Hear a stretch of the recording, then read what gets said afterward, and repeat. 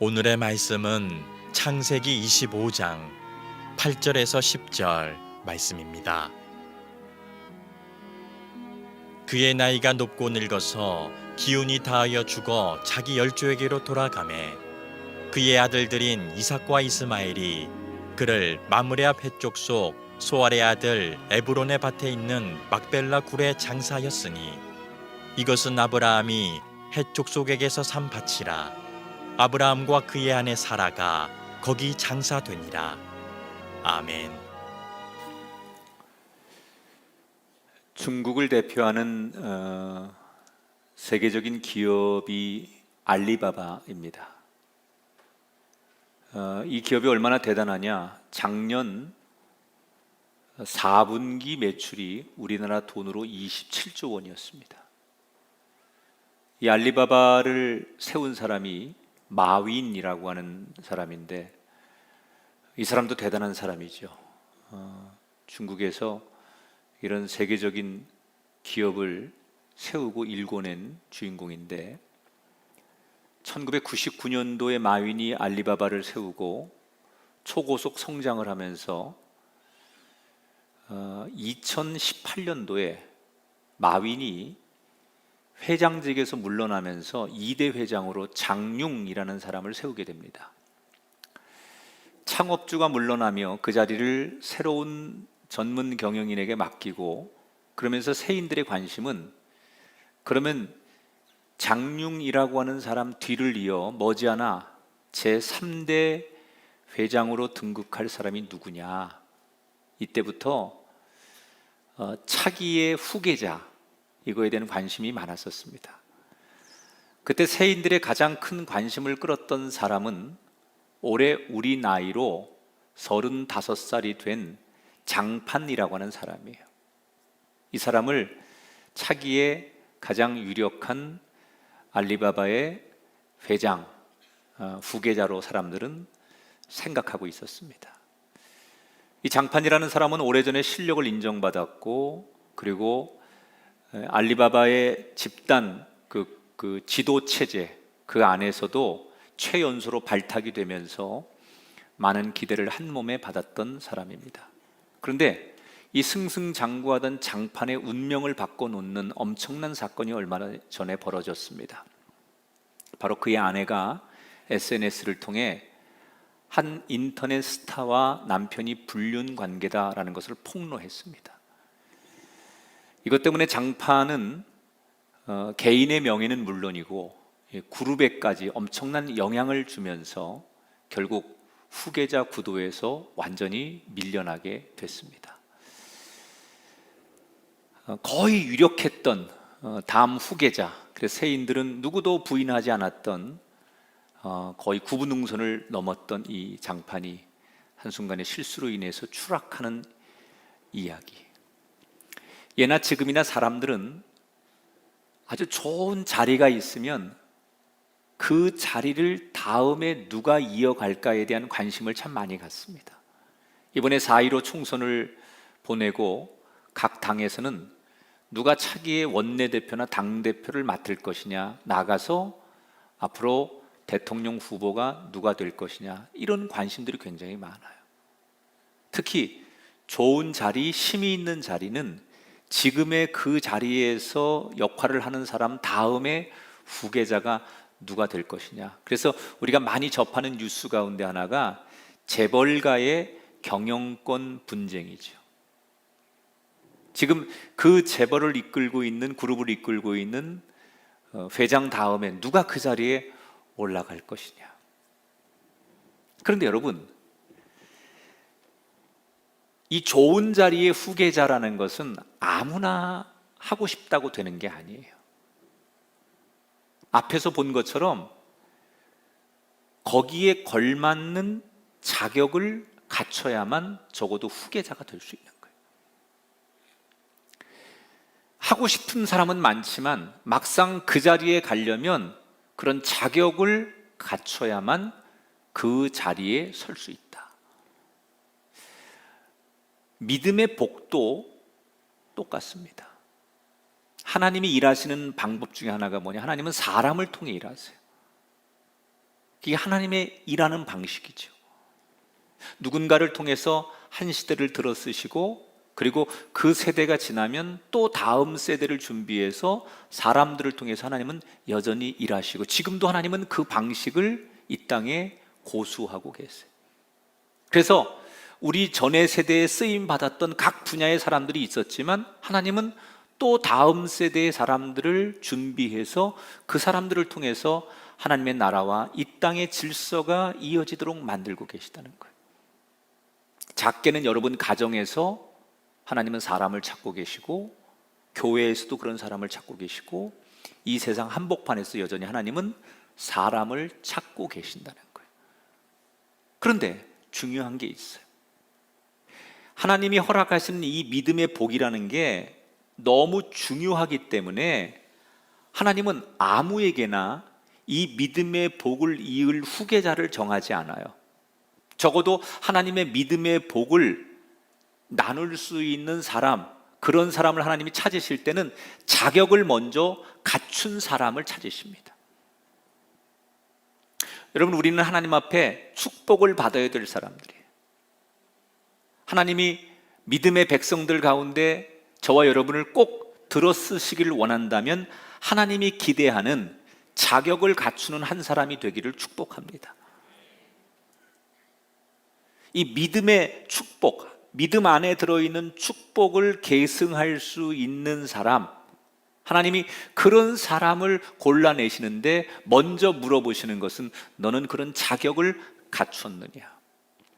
그러니까 어떤 자격을 갖춰야만 하나님은 한 시대 우리를 마음 놓고 들어쓰실까? 오늘 창세기 25장에 이삭의 이야기를 소개할 건데, 전제해야 될 것은 성경에 쓰여진 대로 안 하고 이 얘기를 오늘 저는 연대순으로 다시 여러분에게 소개해 드릴 거예요. 그러니까 연대식으로 성경을 풀어보는 방법이 있고, 성경에 써 있는 대로 성경을 해석하는 방법이 있는데, 성경은 구속사적인 관점에서 기록을 하다 보니까 때로는 연대순을 조금 바꿔서 기록해 놓은 것들도 있어요. 그러나 이해를 돕기 위해서 연대 순서로 여러분에게 오늘 성경을 소개해 드리도록 하겠습니다. 지난 시간에 이삭과 리브가가 결혼하는 이야기를 소개해 드렸어요. 두 사람은 결혼하기 전까지는 남남이었습니다. 한 번도 만난 적이 없었던 사람들이에요.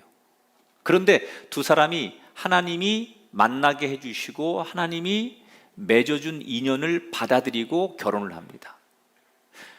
기독교에서 말하는 부부 결혼이라는 것은 사랑하기 때문에 결혼하는 것이 아니라 하나님이 만나게 해주신 인연을 인정하고 결혼을 하면 그의 책임에 걸맞는 사랑을 하려고 노력하는 게 기독교의 결혼관이다. 첫눈에 반하고 사랑했기 때문에 결혼하는 건 대단히 위험하다고 그랬죠. 우리가 부부가 되었으니, 잘 몰랐지만 하나님이 우리를 부부 되게 하셨으니 노력하고 서로 알려고 하고 사랑하는 것을 애쓰는 것, 그것이 기독교가 말하는 결혼관이라는 것. 이삭과 리브가는 노력합니다. 서로 사랑하려고. 그리고 정말 신혼이라고 하는 그 시간을 알콩달콩 재미있게 보냅니다. 그런데 이 사람들은 신혼 생활만 즐긴 게 아니에요. 신혼은 신혼대로 재미있었지만 열심히 예배하고 열심히 기도하고 그리고 사랑도 열심히 했어요. 정말 행복한 나날을 두 사람은 보냅니다. 제가 어릴 적에 동네 어른들로부터 막 주워 들은 이야기가 지금도 기억나는 얘기들 가운데 상당수 근거 없는 얘기들, 그리고 무시해도 되는 옛날 이야기들이 있는데, 옛날 동네 어른들이 지나가는 말로 했던 얘기 가운데 기억나는 게 이런 얘기가 있어요.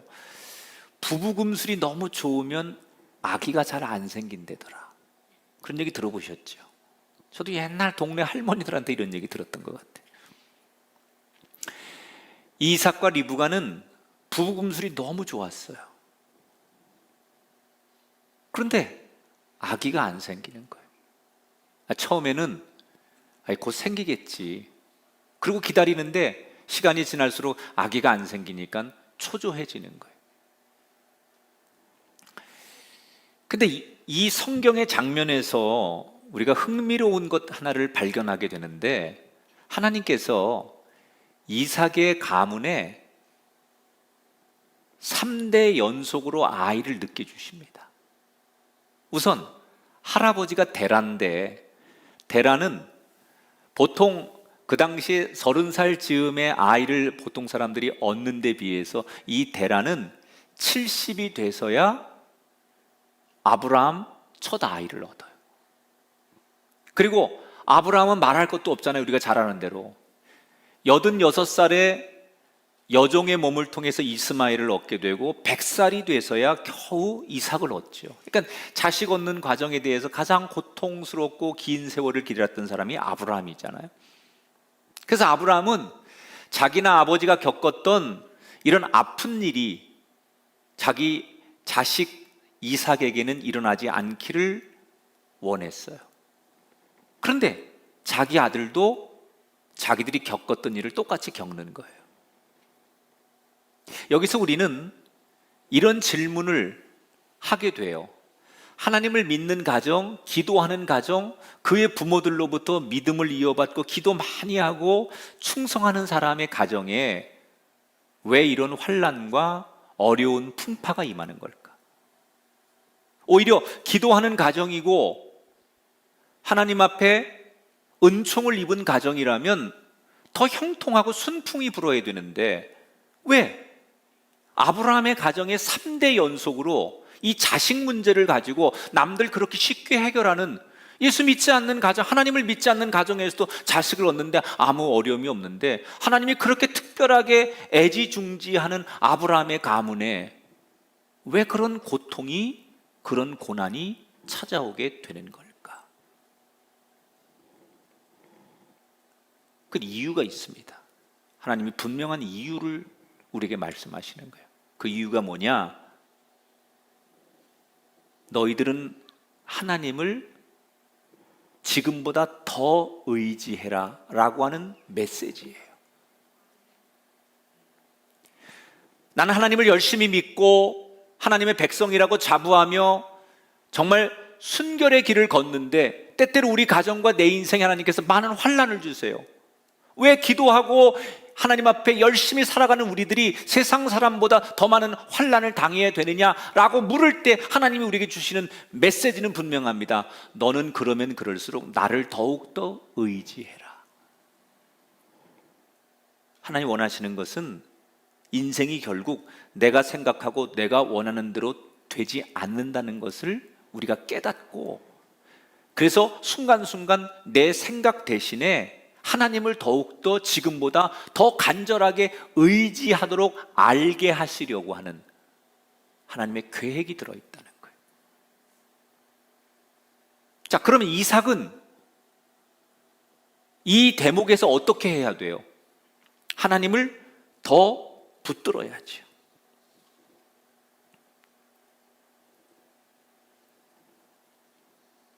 저는 행복이라는 것을 정의할 때, 행복한 인생은 문제가 없는 삶이 아니라 문제가 있지만 좌절하지 않고 하나님을 향하여 기도하며 나가는 인생이 행복한 인생이라고 생각해요.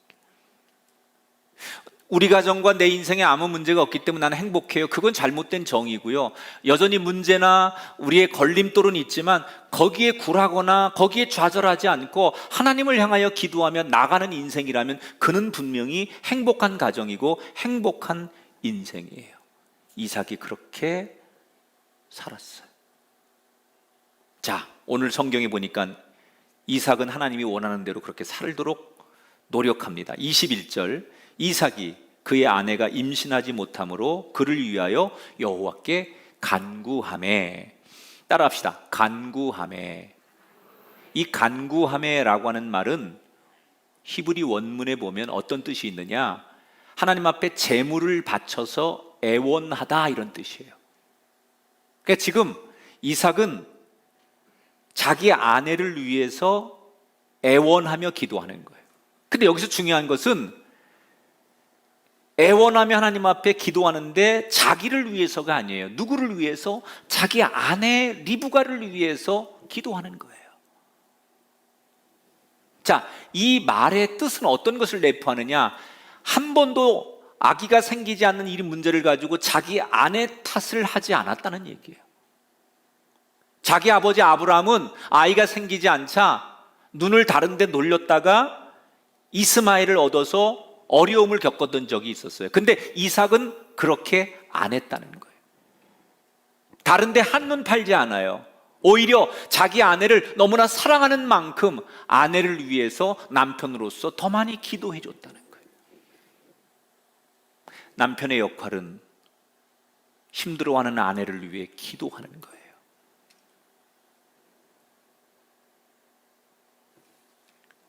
그는 아내를 위해 기도해요. 그런데 이 기도가 처음 드려서 곧바로 응답이 되면 뭐 그럴 수 있다고 생각할 텐데 결국 이삭은 이 기도를 장기간 할 수밖에 없었어요. 결혼한 지 20년 만에 아들을 낳거든요. 쌍둥이를 20년 만에 낳게 돼요. 그러니 그 아내를 위해서 간구한 기도가 20년 동안 이어졌다는 얘기인데, 그럼 그 긴 세월 동안 그는 누구를 원망하거나 좌절하거나 기도해도 소용없어 라고 낙심하지 않고 포기하지 않고 기도했다는 것을 말하는 거예요. 그랬더니 어떻게 돼요? 21절에 여호와께서 그의 간구를 들으셨으므로 그의 아내 리브가가 임신하였더라. 결혼한 지 19년 만에 리브가가 드디어 임신을 했습니다. 자, 이 아기는요 시험관 아기 아닙니다.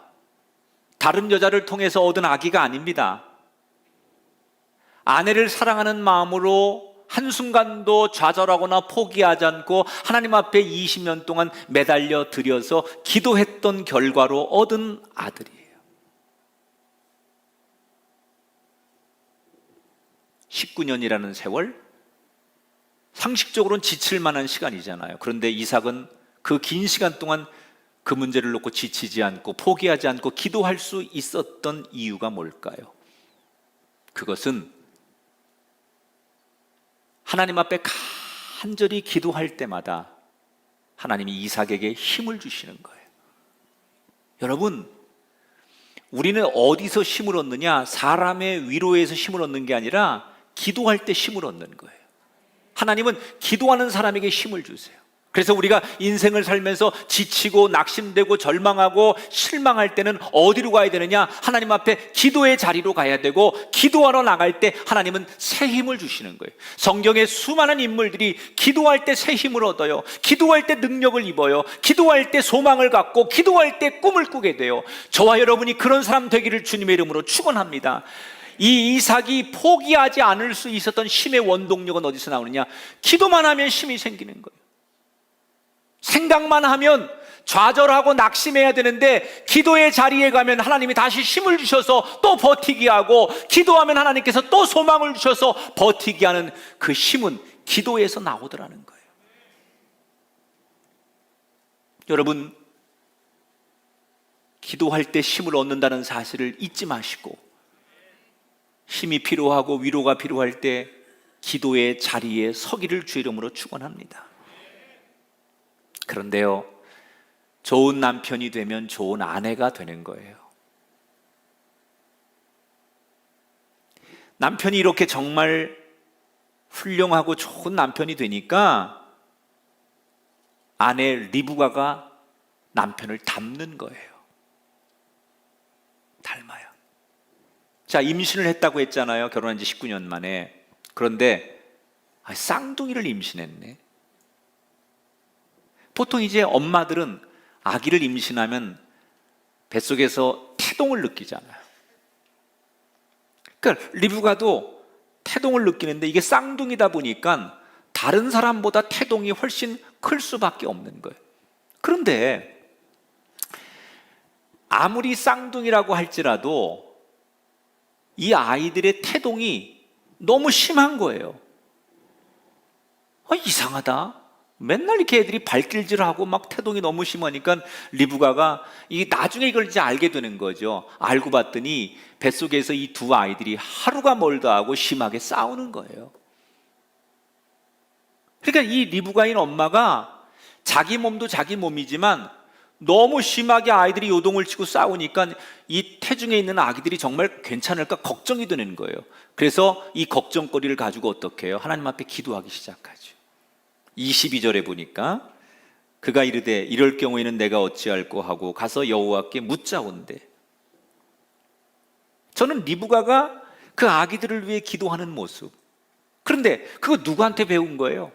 물론 고향 땅에서 부모가 신앙생활 하는 것을 보고 배울 수도 있었겠지만 남편하고 20년 가까이 살면서 남편이 보여준 그 믿음의 어떤 그 믿음의 그 어떤 수준, 이런 것들을 아내도 고스란히 배우게 되는 거예요. 제가 어느 책을 읽다가 어떤 작가가 세상에서 가장 아름다운 모습 중에 하나가 그 아기를 낳을 때 배가 이만큼 부른 산딸이 됐을 때 그 곧 태어날 아기를 기다리면서 그 배를 만지는 산모의 모습의 사진이 가장 아름답다. 어느 작가가 그런 얘기를 했는데 저는 그 모습보다는 이렇게 정말 만삭이 된, 쌍둥이가 만삭이 된 배를 이렇게 손을 얹으면서 매일같이 수시로 기도해주는 이 리브가의 모습이 가장 아름다운 모습 아닐까. 태어날 아기의 그 배에다가 손을 얹고 기도해주는 이 모습이야말로 가장 아름다운 가정의 모습 아니겠느냐. 너무 걱정되니까 이 두 아이를 위해 기도해요. 그때 하나님께서 리브가에게 말씀으로 응답을 해주시는 게 23절에 나와요. 같이 읽어보겠습니다. 여호와께서 그에게 이르시되 두 국민이 내 태중에 있구나. 두 민족이 내 복중에서부터 나누이리라. 큰 자가 어린 자를 섬기리라 하셨더라. 첫째가 둘째를 섬기게 될 것이다. 리브가는 이 하나님이 주신 말씀을 잘 기억해 둡니다. 그리고 때가 돼서 결국 이제 두 아이가 태어납니다. 첫째 아이가 태어났는데 쌍둥이 중에 워낙 피부가 붉고 어쩌면 어린아이가 이렇게 털이 많아요. 그래서 붉은 피부에 털이 많은 아이다라고 해서 그 뜻으로 에서라고 이름을 줬고, 둘째 아이가 곧 태어나는데 형의 발뒤꿈치를 잡고 울면서 태어나는 그 아이의 모습을 가리켜서 야곱이라고 이름을 붙였어요. 이때 이삭의 나이가 60살이고 할아버지 아브라함의 나이가 160살이에요. 여러분, 20년 만에 아이들을 얻은 이삭도 기뻤겠지만 160살 된 할아버지인 아브라함의 입장에서는 아마 체면 이런 거 생각하지 않고 덩실덩실 너무 기뻐하며 춤을 추지 않았겠어요? 이렇게 이삭의 가문은 자녀의 복을 얻는 것으로 오늘의 성경 이야기가 해피엔딩으로 끝나요. 그런데 사실 우리가 말하기에는 이렇게 그래도 잘 됐어, 끝이 좋았어, 이렇게 해피엔딩이라고 말을 하지만 이렇게 되기까지는 얼마나 많은 우여곡절이 있었겠어요. 글로는 이삭이 기도만 하고 아내를 사랑하고 그랬겠지만 사실 20년 동안 얼마나 많은 아픈 시간, 힘들 때는 얼마나 서로가 좀 냉랭한 때도 있었을 거고, 때로는 다른 사람들에게 이런 얘기 들었을 거예요. 너도 너희 아버지처럼 그냥 기다리지 말고 다른 방법을 한번 써봐 라는 얘기를 듣고 왜 그도 인간인데 고민을 안 했겠어요? 그러나 그 어떤 유혹에도 그는 굴하지 않고 다른 데 눈을 돌리지 않고 끝까지 하나님만 붙듭니다. 그리고 결국 원하던 아들들을 얻는 거예요. 자, 이 모든 과정들을 이겨내고 이 좋은 결과를 얻어낼 수 있었던 원동력이 어디 있냐는 거예요. 그게 바로 기도라는 거예요. 하나님 앞에 드렸던 간절한 기도, 포기하지 않는 기도가 결국 이 아름다운 결과물을 만들어 냈다는 거예요. 여기에서 우리는 아브라함의 뒤를 잇는 믿음의 후계자가 되는 사람이 가져야 될 첫 번째 자격을 찾아봐야 돼요. 그게 뭐냐? 하나님은 믿음의 복을 받을 수 있는 첫 번째 자격으로 기도하는 사람이어야 된다는 거예요. 여러분이 이런 말 있죠? 진짜 힘들 때 제일 먼저 생각나는 사람이 진짜 친구다. 이삭은 제일 힘들 때, 제일 어려울 때, 제일 갈등이 많을 때, 그때는 어떻게 해요? 늘 하나님 앞에 나가 기도하는 거예요. 힘들 때도 생각나는 게 하나님이에요. 어려울 때도, 유혹이 올 때도 생각나는 게 하나님이에요. 그래서 날마다 그는 그 문제를 가지고 하나님 앞에 나가서 기도하는 거예요. 진짜 하나님을 말로만이 아니라 내 삶에 나의 친구로, 나의 아버지로 그는 믿었고 그렇게 바라봤기 때문에 그 순간순간마다 기도할 수 있었다는 거예요. 그런 점에서 우리는 어떻습니까? 우리는 말로는 하나님을 나의 아버지라고 하고 하나님은 나의 목자라고 하고 하나님을 나의 친구라고 고백하지만 진짜 우리가 살면서 어려운 일을 만났을 때 제일 먼저 하나님을 찾고 있습니까? 말로는 하나님은 나의 동역자고 나의 목자라고 말하지만 내가 힘든 일이 있을 때 하나님을 제일 먼저 찾고 있냐 이 말이에요.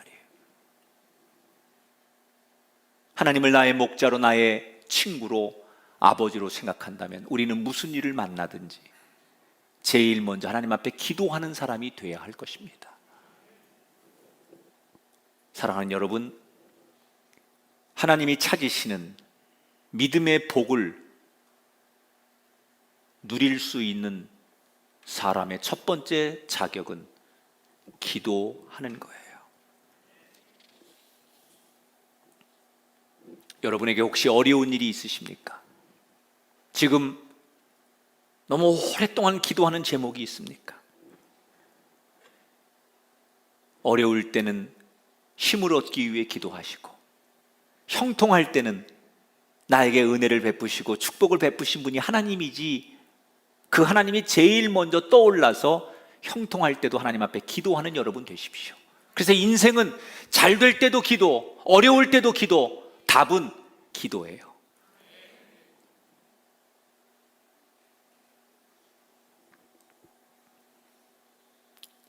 이삭과 리브가 결혼 20년 만에 에서와 야곱을 얻어요. 내리사랑이라고 하잖아요. 부모도 이뻤겠지만 할아버지 아브라함이 얼마나 이뻤겠어요. 시간만 나면 양손에 두 손자를 데리고 산책을 다니며 옛날 이야기 해주듯 아브라함이 만난 하나님의 이야기, 그리고 어린 손자들에게 하나님을 어떻게 섬기고 사랑해야 되는지 자기가 만난 하나님의 이야기를 마음껏 전해줬을 거예요.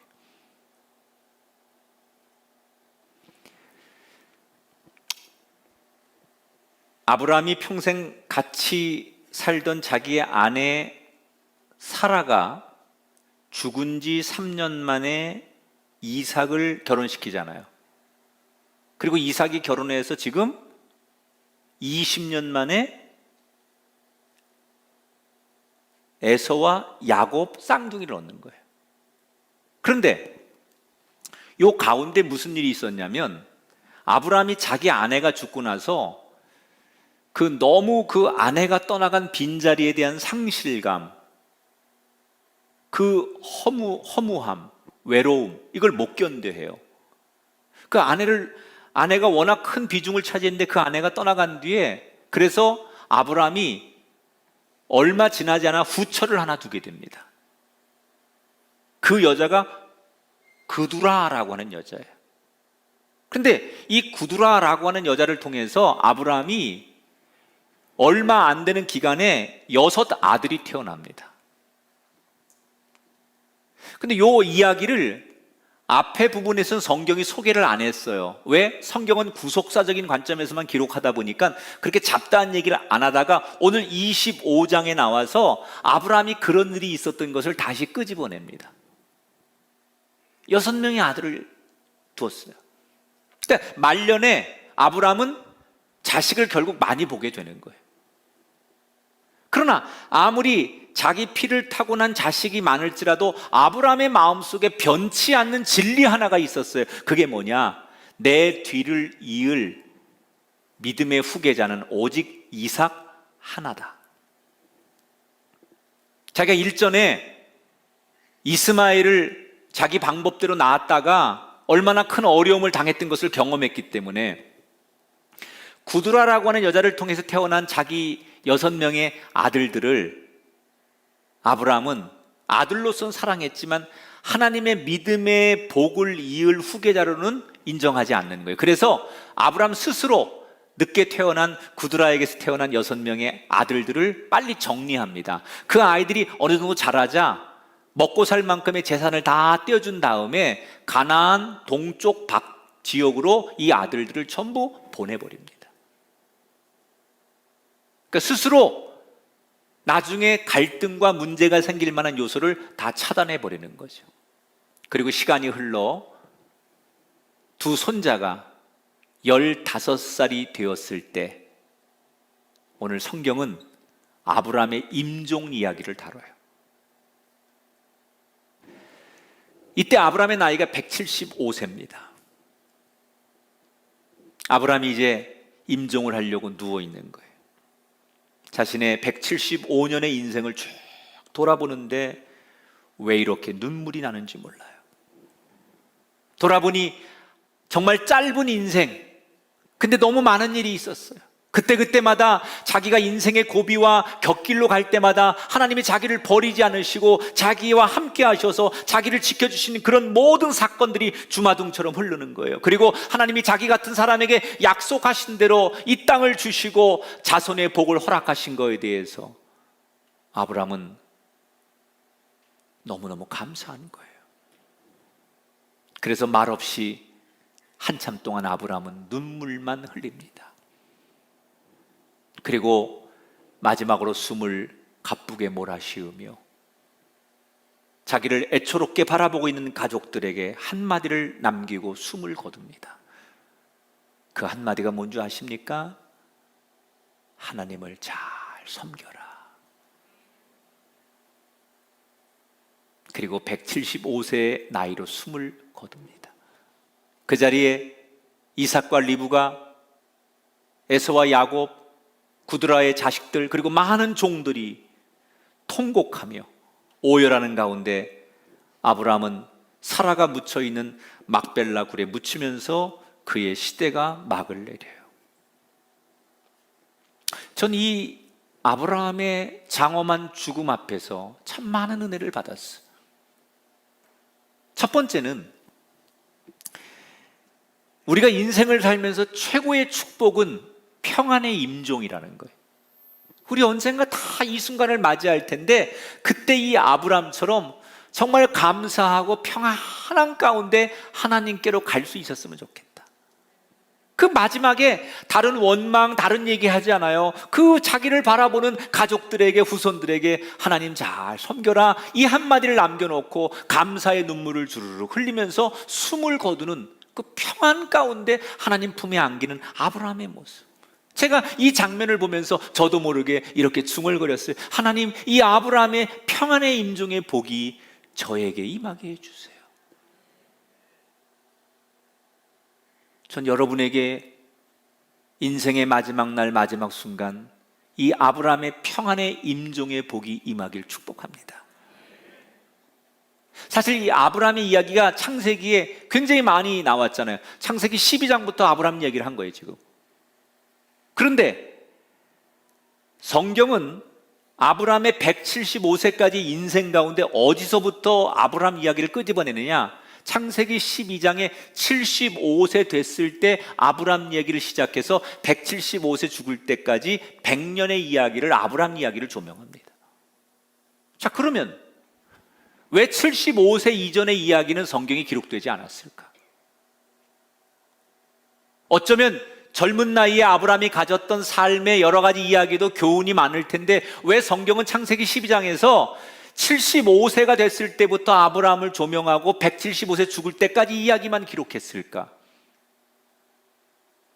여러분, 성경의 관심은 그가 과거에 어떤 찬란하고 화려하고 사람들에게 인정받았던 삶을 살았느냐, 이게 중요하지 않아요. 얼마나 살았느냐, 어떤 공부를 하고 어떤 자리에 있었느냐, 성경은 이걸 중요하게 생각하지 않아요. 성경이 보는 관심은 그가 얼마나 살았느냐가 중요한 게 아니라 언제 하나님을 만난 인생이냐가 중요한 거예요. 75세 이전에는 하나님을 만나지 않았던 인생이에요. 그가 아무리 세상적으로 대단하고 화려하고 멋진 삶을 75년 이전에 살았을지라도 성경은 하나님은 관심이 없어요. 하나님을 만난 때부터 하나님의 시선은 거기에 있는 거고 성경의 관심은 거기에 있는 거예요. 우리의 인생도 마찬가지예요. 하나님을 만나기 전에 우리가 아무리 세상적으로 대단한 사람일지라도, 사람들이 인정하는 사람일지라도 하나님은 관심 없어요. 내가 하나님을 만난 그날부터, 내가 하나님 앞에 하나님의 자녀로 서는 그날부터 하나님의 관심은 나에게 있는 거예요. 이 아브라함이 하나님을 만나기 전에는 평범했던 사람이에요. 그러나 하나님을 만나고 나서 그의 인생이 100년 동안 비범해지고요, 하나님을 만나기 전에 무가치했던 인생이었지만 하나님을 만나고 나서 그의 인생은 존귀한 인생으로 바뀌게 되는 거예요.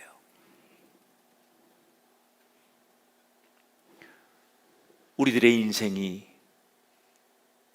하나님을 만난 날부터 조명된다는 사실을 기억하시고, 우리 주변의 내 가족들 또는 내 주변에 그렇게 좋은 이웃들, 동료들 가운데 세상적으로는 그렇게 훌륭하지만 아직 그가 하나님을 만나지 않았다면, 세상적으로는 그가 화려하고 성공했을지 몰라도 하나님은 관심 밖의 사람이라는 것을 기억하시고 하나님의 시선에 들어오게 하기 위해서 그들이 하나님의 사람이 되도록 그들의 영혼을 인도하는 우리가 되기를 주의 이름으로 축원합니다. 자, 그런데 저는 이 아브라함의 장래 이야기를 통해서 우리가 주목할 만한 장면 하나를 여러분에게 소개해드리고 싶어요. 자, 8절 9절을 같이 한번 읽어보겠습니다. 죽어 자기 열조에게로 돌아가매 그의 아들들인 이삭과 이스마엘이 그를 막벨라 굴에 장사하였으니. 자, 첫째는 그가 어디로 간다고요? 열조에게로 돌아갔다 그랬어요. 죽어서 끝났다 그렇게 말하지 않고 그는 다시 돌아갔다는 거예요. 죽음은 끝이 아니라는 것을 성경은 분명하게 이야기하는 거예요. 또 하나, 이 아브라함의 장래에 지금 공동 상주로 누가 와 있습니까? 이스마엘이 와 있는 거예요. 성경은 지금 이 장면을 한 줄로 이렇게 묘사해 놨지만 여러분 이거 잘 생각해 보면 이렇게 되기까지 그냥 이렇게 수월하게 될 수 있는 일이 아니에요. 우선은 이스마엘의 입장에서 생각해 보면요, 아버지로부터 사랑을 받았던 맏아들 아닙니까? 86살에 아버지가 먼저 이스마엘을 낳았잖아요.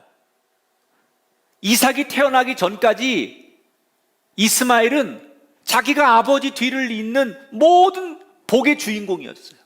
그런데 이삭이 태어나면서부터 아버지로부터 쫓겨납니다. 쫓겨날 때 이스마엘이 울면서 애원하거든요. 제발 어머니하고 여기 살 수만 있게 해주세요. 그러나 아버지 아브라함이 냉정하게 이스마엘을 엄마와 함께 쫓아냈어요. 그때 젊은 혈기가 가득했던 이스마엘은 복수심이 불탔어요. 나를 아들로 인정하지 않는 아버지를 나도 아버지로 인정하지 않겠다. 그리고 그 아버지에게 복수심, 증오심, 우리 모자를 이렇게 내팽개친 아버지 눈에 피눈물 나게 해주겠다라고 하는 흔히 드라마에 나오는 이야기 같은 마음을 얼마든지 이스마엘은 가질 수 있었어요. 그런데 이스마엘은 그렇게 안 했어요. 충분히 그럴 수 있는 상황인데 그는 광야에 가서 자리를 잡자마자 걱정하는 아버지에게 연락을 해서 잘 도착했고 잘 정착하고 잘 살고 있다고 수시로 연락을 하는 거예요. 그 얘기는 그런 아버지를 이해했다는 거예요. 아버지는 나에게 그렇게 했을지라도 나는 그 아버지가 그럴 수밖에 없었을 거라고 이해하는 거예요. 그리고 더 중요한 건 마지막에 아버지가 돌아가셨을 때 장례를 주관하며 자식의 도리를 다하는 거예요.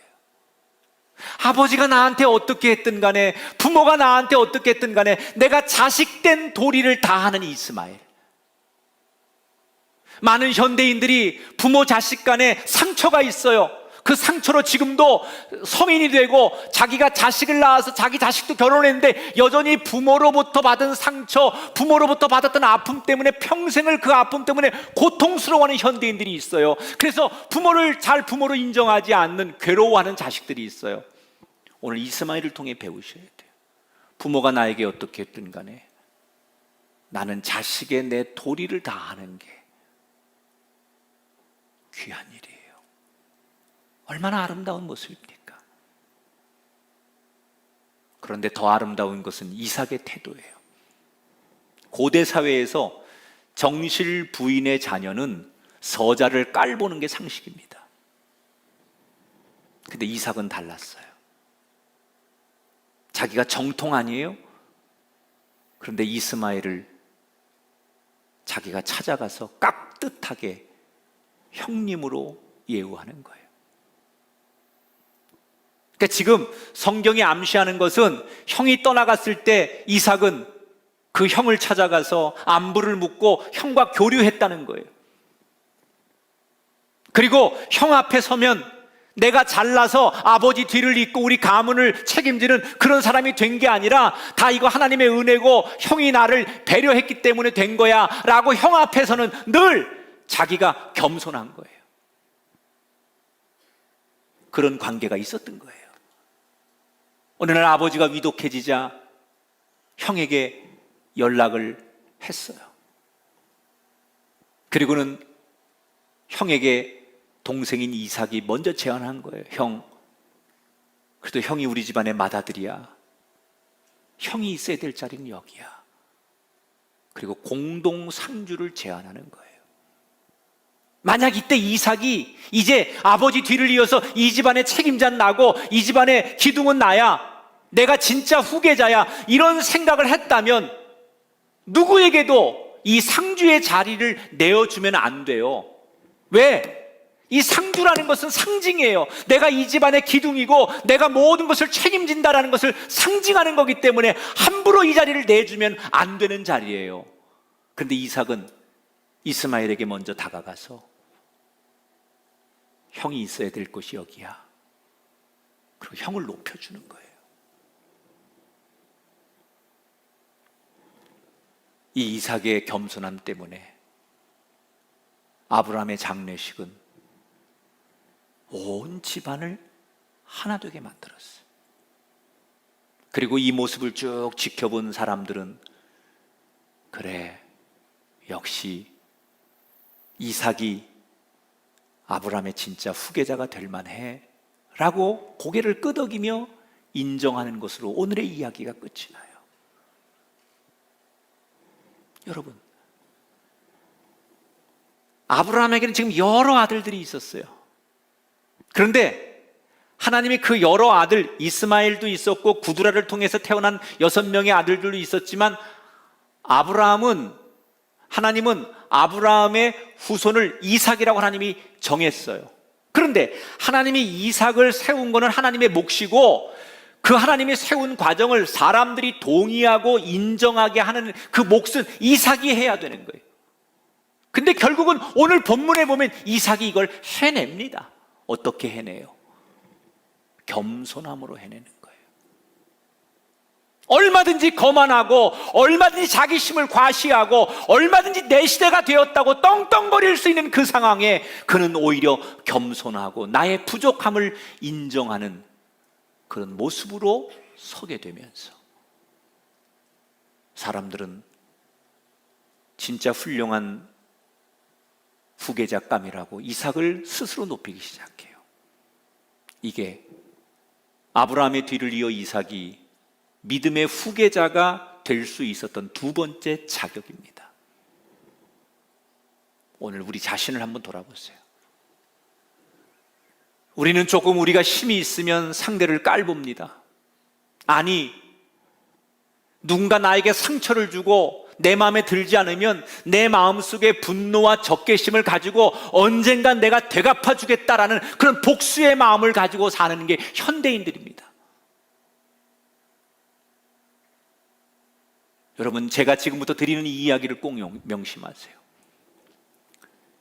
세상에서 이기면 잠깐 이기는 거지만 하나님께 인정받으면 영원히 이기는 거예요. 하나님께 인정받는 게 중요합니다. 하나님 마음에 드는 게 중요한 거예요. 내가 이만큼 산 것 하나님의 은혜임을 잊지 마십시오. 겸손했던 예수님처럼, 이삭처럼 우린 더욱더 하나님 앞에 늘 겸손의 채찍을 내리쳐야 돼요. 물론 겸손하게 살면 당장은 세상 사람 앞에서 내가 지는 것 같고 손해보는 것 같지만 결국 마지막엔 하나님께서 믿음의 축복을 이을 수 있는 후계자가 되도록 그 자격을 갖춘 사람으로 나를 세운다는 사실을 잊지 마시기 바랍니다. 말씀을 정리합니다. 우리는 어떻게 하든지 하나님이 세우신 믿음의 복을 이어가는 후계자로 그 자격을 갖춰야 돼요. 하나님은 두 가지의 자격을 우리에게 물어보세요. 너는 기도하는 사람이냐?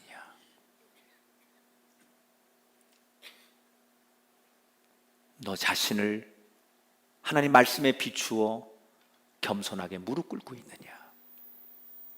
우리는 하나님이 이 두 자격을 물어볼 때, 네, 주님, 제가 평생 그 자격을 위해 몸부림쳤고 그 자격을 준비했습니다. 그래서 하나님이 너는 내 믿음의 축복을 누릴 만한 다음 세대다, 이렇게 인정할 수 있는 저와 여러분이 되기를 축복합니다. 오늘은 어린이 주일입니다. 하나님이 우리 교회에 또 여러분 가정에 자녀들을 주신 것은 다음 세대를 이어가라는 거예요. 너만 잘 먹고 끝나는 게 아니라 너로 인해서 다음 세대까지 이어지게 하라는 거예요. 그런데 내가 믿음의 후계자가 되지 않으면 내 자녀들에게 이을 수가 없어요. 내 자녀가 문제가 아니에요. 내가 잊지 않으면 누가 이어줘요? 내가 이 축복을 계승해야 돼요. 내가 믿음의 복을 전해줘야 돼요. 그러려면 자녀가 잘 되기 전에 내가 먼저 그런 자격을 갖추고 내가 먼저 올바로 서서 하나님 앞에 인정받을 때 내 자녀들도 복을 받는 자녀가 되는 거예요. 자녀를 위해서 막연하게 기도하지 마시고 내가 먼저 믿음의 계승자가 되어서 나로 인해 그 자녀에게 믿음을 계승할 수 있는 그런 부모 세대가 되는 거. 더 열심히 기도하고 더 하나님 앞에 우리 겸손하게 살면서 내가 받은 복을 다음 세대에게 넘겨줄 수 있는 떳떳한 부모, 자랑스러운 부모들이 되시기를 주님의 이름으로 축원합니다. 예수 사랑하심을 성경에서 배웠네. 우리들은 약하나 예수 권세만 나를 사랑하시고 나를 사랑하시고 나의 죄를 다 씻어 하늘 문을 여시고 들어가게 하신 날 사랑하신 날 사랑하신 날 사랑하신 날 사랑하신 성경에 쓰였네. 내가 연약할수록 내가 연약할수록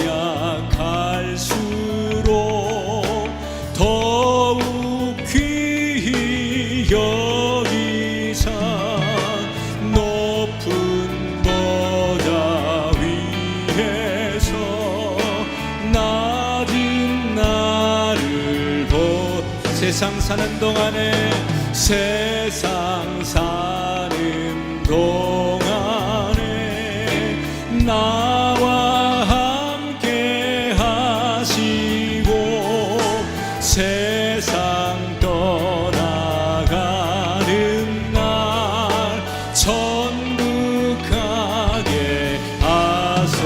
주옵소서. 날 사랑하신 날 사랑하신 날 사랑하신 성경에 쓴 날 사랑하신 날 사랑하신 날 사랑하신 날 사랑하신 성경에 쓰였네.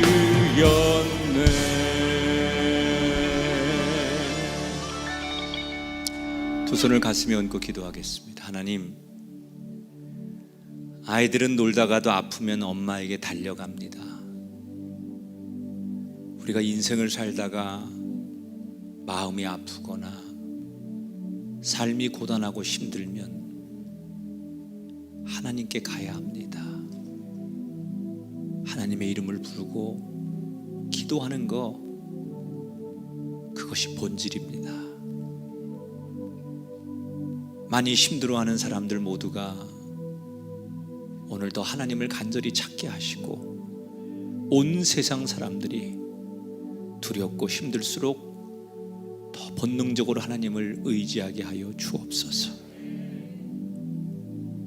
우리가 그동안 얼마나 교만하고 인간이 또 다른 바벨탑을 쌓을 줄 아는 대단한 사람들인 줄 알고 착각했습니다. 눈에 보이지도 않는 작은 바이러스 하나에 첨단과 우리가 수천 년 수백 년 쌓아 올린 이성과 과학의 문명이 아무것도 아닌 휴지 조각에 불과하고 먼지 같은 존재라는 것을 한순간에 알게 하셨습니다. 우리 모두 겸손하게 하시고 회개하게 하시고 하나님 앞에 낮아지는 백성들로 살게 하여 주옵소서. 하나님은 지금도 사람을 찾고 계시며 또다시 하나님의 복을 누릴 수 있는 믿음의 후계자를 세우기를 원하십니다. 주여, 우리 가정, 내 인생, 내 자녀가 주인공 되게 하시고 그럴 만한 자격을 물으실 때 준비된 사람으로 주 앞에 서게 하여 주옵소서. 어린이 주일을 맞습니다. 우리 교회뿐 아니라 이 땅의 모든 어린이들이 행복한 나라가 되게 하시고 마음껏 뛰놀고 우리 세대보다 더 많이 하나님을 찬양하며 마음껏 쓰임받는 이 땅의 주인공들, 하나님 축복하는 아이들 되게 하여 주옵소서.